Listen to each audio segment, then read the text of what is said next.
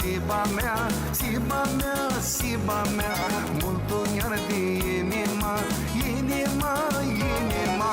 Tora, tora, vrearea mea eu mai aflai. Tora, tora, câtă vreare eu s-arcai.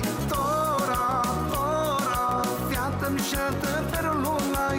Tora, tora, vrearea ei a văzut eu dai.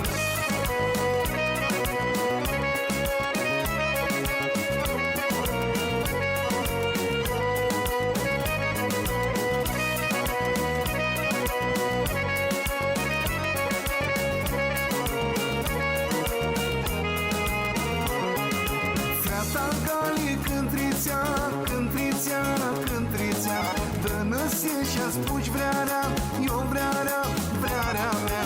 Tu o cu tream cu care, eu cu care, eu cu vrea.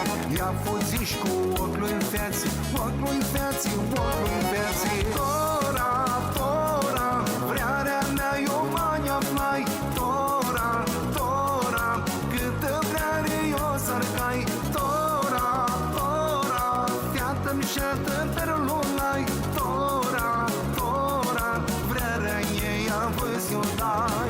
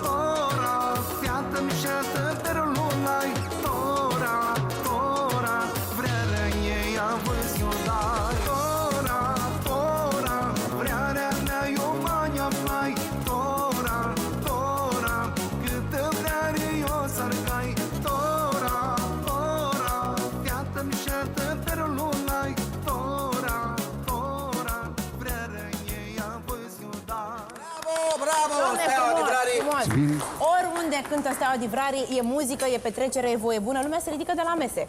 Corect, deci, corect. cred că sunteți extrem de iubiți și de apreciați și te chemați la foarte multe evenimente. Așa. Care a fost piesa cea mai cerută anul acesta? Și cât luați? Asta e la întrebarea finală. Cât luați și voi? Așa.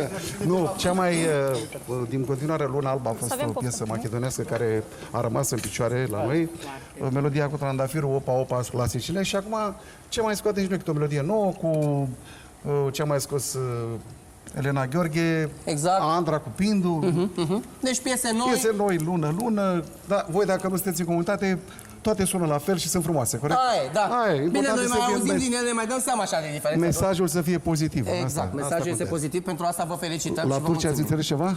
La Tătare ați înțeles ceva, nu? Nimic, dar mi-a plăcut mesajul. Mesajul. Pe cuvântul meu, mi-a plăcut că am dansat, ne-am bucurat, ritmul e super. Și voi sunteți foarte, foarte tari. Vă mulțumim foarte mult, bravo, bravo băieți, felicitări. Rămâi alături de noi, te rugăm.